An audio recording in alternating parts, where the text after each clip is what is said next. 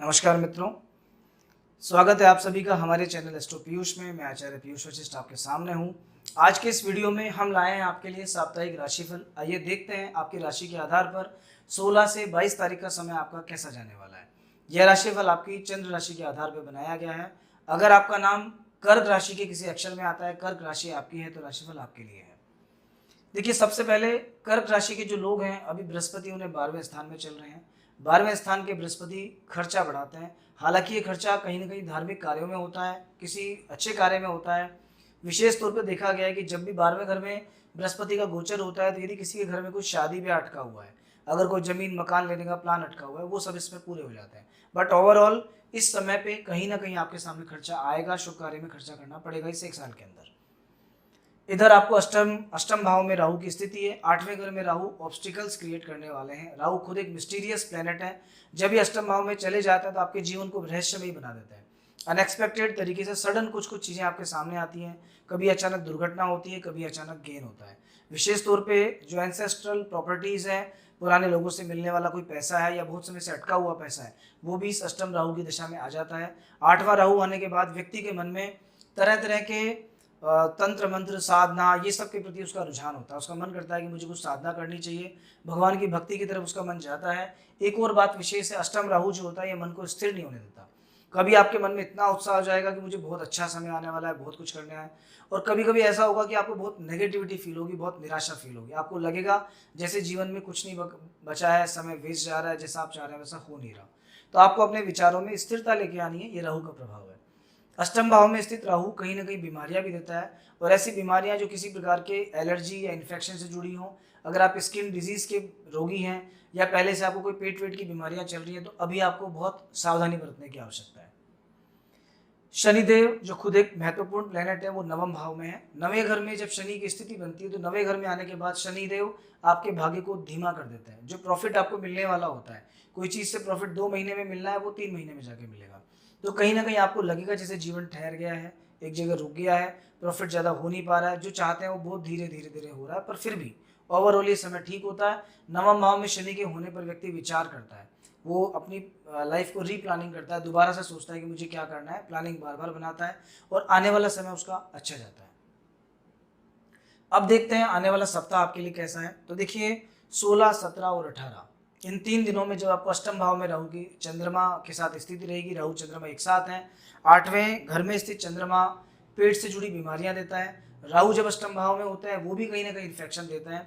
विशेष तौर पे 16, 17, 18 में कोई भी फास्ट फूड खाना, बाहर जाना, अनावश्यक चीज़ें खाना, इस चीज़ का बहुत ध्यान रखना, वरना थोड़ी सी भी गलती आपके पेट पे भारी पड़ जाएगी, कोई ना कोई नुकसान आपको हो सकता है।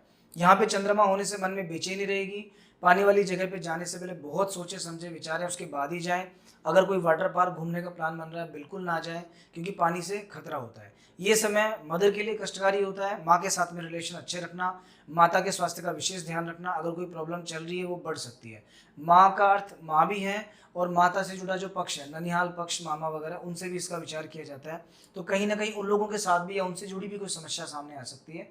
अपने मातृपक्ष के जो लोग हैं उनसे वाद विवाद नहीं करना, वरना आपको दिक्कतें रहेंगी थोड़ी सी। इसके बाद 19 और 20 में जब आपको मीन राशि में चंद्रमा की स्थिति रहेगी, भाग्य भवन में चंद्रमा आपको जाएंगे, तो ये पहले जो ऑब्स्टिकल्स थे उनको धीरे धीरे क्रिएट करेंगे। क्योंकि पुराने जो 3 दिन गए वो ना आपके लिए व्यापार की दृष्टि से अच्छे हैं, ना आर्थिक दृष्टि से अच्छे हैं। कहीं से पैसा आने वाला है वो भी अटका होगा, बहुत सारी दिक्कतें भी आपको रही होंगी। अब उन समय उससे थोड़ा सा बाहर आने का समय आ जाएगा। 19 और 20 इन 2 दिनों में आप काफ़ी रिलीफ महसूस करेंगे। शनि और चंद्रमा का योग है, ये समय पूजा पाठ के लिए बहुत अच्छा है। अगर आप ध्यान योग के साधक हैं, अगर आप हनुमान जी के भक्त हैं, अगर आप कोई पूजा पाठ नियमित करते हैं, तो इस समय आपका रुझान पूरा पूजा पाठ की तरफ जाएगा। तीसरे भाव पे चंद्रमा की इस दृष्टि के प्रभाव से मन में उत्साह रहेगा।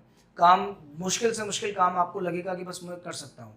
कहीं ना कहीं ये 9वें भाव में स्थित चंद्रमा फाइनेंशियल प्रॉफिट भी देते हैं। अगर कहीं से पैसा आने की उम्मीद है आपको, और वो पैसा अटका हुआ है, नहीं आ पा रहा है, तो उसके आने के चांस बनेंगे। 19, 20, 21 और 22 इन 4 दिवसों में आप अपने पुराने रुके हुए पैसे के लिए या कोई नए लाभ के लिए प्रयासरत रहिए। पैसे के हिसाब से समय बहुत अच्छा है। जो लोग स्टूडेंट्स हैं, पढ़ाई लिखाई करते हैं, उनका समय इस समय पढ़ाई में लगेगा। सप्ताह की शुरुआत उनके लिए उतनी अच्छी नहीं थी, लेकिन अब जो समय है, ये जो 4 5 दिन जाने वाले हैं, ये बहुत अच्छे जाएंगे। यहाँ स्थित चंद्रमा का अन्य जो प्रभाव पड़ेगा वो छोटे भाई बहनों पे पड़ेगा। जो आपसे छोटे भाई बहन है उनके साथ आपका तालमेल बढ़ेगा। अगर आपके घर में कन्या संतति है उससे जुड़ा कोई अच्छा समाचार सुनने को मिल सकता है। अगर आपके ऑफिस में फीमेल स्टाफ उनका परफॉर्मेंस अच्छा रह सकता है। कहीं ना कहीं पत्नी के साथ भी संबंध अच्छे होंगे, क्योंकि सप्तमेश शनिदेव चंद्रमा के साथ है और यहाँ स्थित चंद्रमा कहीं ना कहीं पति पत्नी के बीच में मिसकम्युनिकेशन को दूर करता है, अच्छा तालमेल बिठाता है, धार्मिक यात्राएं होती हैं। 21 और 22 तारीख में जब दशम भाव में चंद्रमा का गोचर आपको रहेगा, शुक्र और चंद्रमा का दशम भाव पे मिला जुला जो इफेक्ट है ये व्यापार के लिए अच्छा होता है। विदेश व्यापार से जुड़ा कोई काम हो, टूरिज्म एंड ट्रेवल्स का किसी का काम हो, उसके लिए बहुत अच्छा है। अगर आप इलेक्ट्रिक आइटम्स का कोई काम करते हैं, इलेक्ट्रिसिटी से जुड़ा अगर आपका काम है, वो भी आपके लिए बहुत अच्छा है। नौकरी पेशा व्यक्तियों के लिए अच्छा है, व्यापारी वर्ग के लिए उससे भी ज़्यादा अच्छा है। अगर आपका साड़ियों का काम है विशेष तौर पे, या ज्वेलरी का काम करता है, हैंडीक्राफ्ट का काम है, आपका इमिटेशन का काम है, तो इन सभी काम से आपको विशेष बेनिफिट मिलने वाला है। विशेष तौर पे रत्न व्यवसाय जो है वो थोड़ी सी अभी गति पकड़ेगा, उन लोगों को खास फायदा मिलेगा। जो पढ़ने वाले स्टूडेंट्स हैं हो सकता है थोड़ा सा अभी उनका पढ़ने में मन कम लगे, लेकिन चतुर्थ भाव पे चंद्रमा की दृष्टि ठीक है, तो कहीं ना कहीं जो हायर एजुकेशन के लोग हैं उनके लिए बेस्ट टाइम है। इस समय पर शुक्र और चंद्रमा मिलकर के एक तरीके से लग्नेश और चतुर्थेश का योग बन गया। लग्नेश और चतुर्थेश का दशम भाव में जब योग बनता है तो दूसरी तरफ देखिए बृहस्पति की भी दृष्टि पड़ रही चतुर्थ भाव पे। चतुर्थ भाव पे बहुत अच्छा इफेक्ट है। प्रॉपर्टी से जुड़े जो लोग हैं उनके लिए 21-22 तारीख का दिन बहुत अच्छा है। रियल एस्टेट, माइंस या चुनाव से संबंधित जिनका काम है, पॉलिटिकल जो काम करते हैं, उन सभी लोगों के लिए समय बहुत अच्छा है। अगर आप कोई घर लेने का प्लान कर रहे हैं और अगर आपकी राशि कर्क है और घर लेना चाहते हैं, इससे अच्छा समय नहीं है।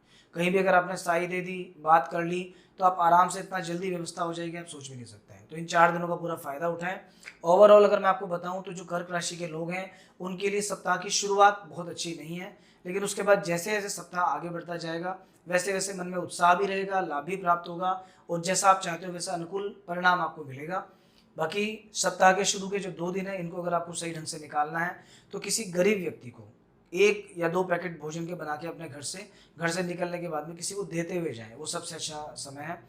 किसी को पानी का दान कर सकते हैं, पानी की 2-4-5 बोतल खरीद के आप किसी को दे दीजिए, या कहीं पानी के 1-2 मटके रखवा दीजिए, उससे भी आपको विशेष लाभ मिलेगा। अष्टम भाव में जब राहु स्थित होता है तो ये शमशान स्थल पे कोई भी किया गया पुण्य वो हमें विशेष फलदायी होता है। विशेष तौर पे यहाँ जो ये राहु चंद्रमा का योग कुंभ राशि में बन रहा है, ये कहता है यदि किसी शमशान स्थल पर आप कोई पानी का घड़ा रखवा सकते हैं, पानी की व्यवस्था करवा सकते हैं, या अगर मान लीजिए बारिश भी इस समय पे आती है और पीपल का पेड़ लगवा दें आप, तो ये आपके लिए आज नहीं, ये हमेशा के लिए अच्छा उपाय बन जाएगा, हमेशा आपको फायदा देगा। बाकी ओवरऑल आपका समय ठीक जाएगा। जय श्री राम।